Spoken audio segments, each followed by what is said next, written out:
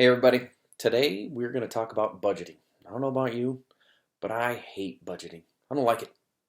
All right? Might as well call it a 6-letter word, or even worse, it is a 4-letter word. I just don't like budgeting. So it's kind of like investing. It's simple, but it's not easy, especially as a solopreneur.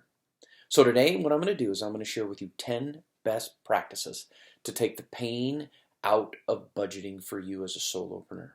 It's things I wish I would have been thinking about 12 years ago when I started my own firm in the middle of the financial crisis.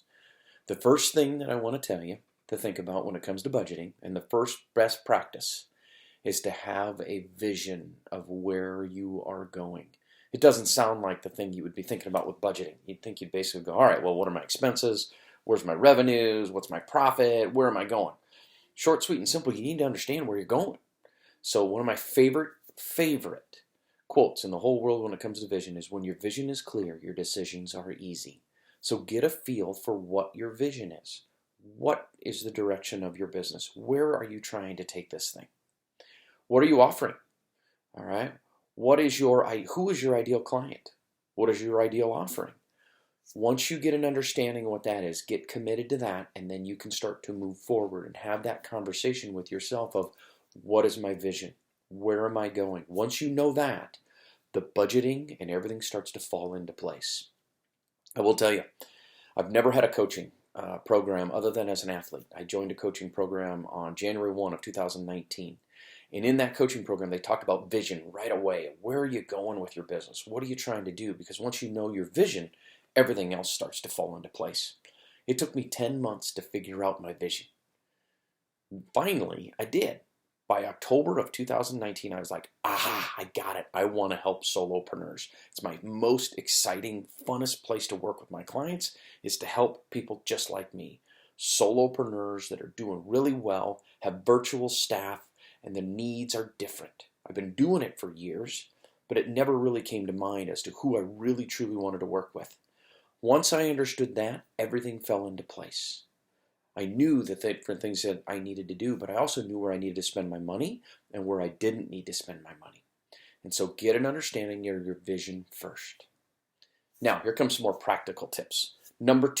Practical tip number 2, or this would be practical tip number 1, but it's number 2 in the best practices: separate your accounts.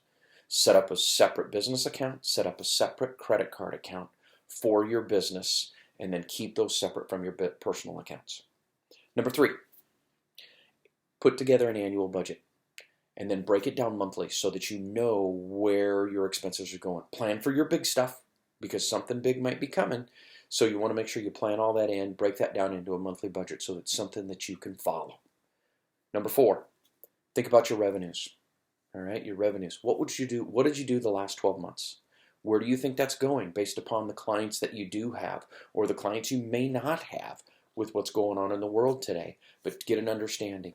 Once you understand your revenues, then another best practice in regards to your revenues is set up an invoicing schedule. Make sure that you invoice your clients on the same time every single month so that you can keep that tempo going. I call it the invoicing tempo. Make sure you have that in place. The other thing regarding invoicing or revenues is raise your fees. If you have not raised your fees since you started your business, you need to raise your fees. All right? Short, sweet, and simple, raise your fees. Number 5, set up a separate account for your taxes and have money go into that account every single month so that you can be ready and prepared for your quarterly tax estimates and even your annual tax payment that you have to do come around April of every single year. 6, save for retirement. Best thing I can tell you is just start small. If this is brand new and you haven't been saving for retirement, start with $50 a month. Open up a SEP IRA, open up an IRA, a Roth IRA, a solo 401k, a simple IRA.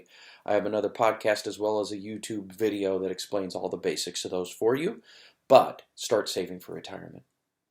Number 7, put together an emergency reserve fund. Just like you do on your personal side, you need to have an emergency reserve fund for your business. I like to try to plan for 6 to 12 months. That's hard to do. Start by getting 1 month in, and then go to the next to get to 2 months, and then go to the next to get to 3 months. Start building up an emergency reserve fund for your business. Number 8, automate your expenses. Figure out a way to get them set up either on your credit card or on your checking account so that they automatically go. But then you got to make sure you review that on a regular basis so that when something's in place that's not needed anymore, that you don't forget to go cancel it. 9, seek advice. Find a mentor or visit with someone like myself, a financial advisor, your CPA, your tax professional. Find somebody who's already been there that knows how these things work and help you through to make sure you have someone to have a sounding board. Number 10, review your budget quarterly. It doesn't have to be long, but schedule yourself a meeting. Pull up your budget, look through and go, okay, what are my revenues? What are my expenses? Am I using that anymore? Can I get rid of it? Please remember one thing when it comes to software, you can always buy it back. So try it. If you're not using it, cancel it, and then add it back if you need to. I've actually done that quite a few times this year already. As well, the last thing is you need to understand regarding budgeting. It takes continuous work. All right, it's just kind of like investing. It's simple, but it's not easy. Budgeting is simple, but it's not easy. So revisit your budget on a quarterly basis. Make sure that you keep in mind your vision. Keep in mind that that vision is going to then help you make sure decisions easy regarding your business and your expenses. I've created a one-page document for you to be able to download. Go to Gabe at GabeNelsonFinancial.com. I'm sorry, I just gave you my email address. If you want to email it, you can email me. But the other thing is just go to my website, GabeNelsonFinancial.com/resources. And there's a whole bunch of information. You can just download that worksheet and use that for yourself to keep on top of your budgeting and use these 10 best practices. Your next step is to share this podcast, share this video with anybody you think might find some benefit of it, as well as go check out my podcast, Solopreneur Money, on your favorite podcasting app. And if you need anything whatsoever, don't hesitate to reach out to me. Thank you very much. Have a great day.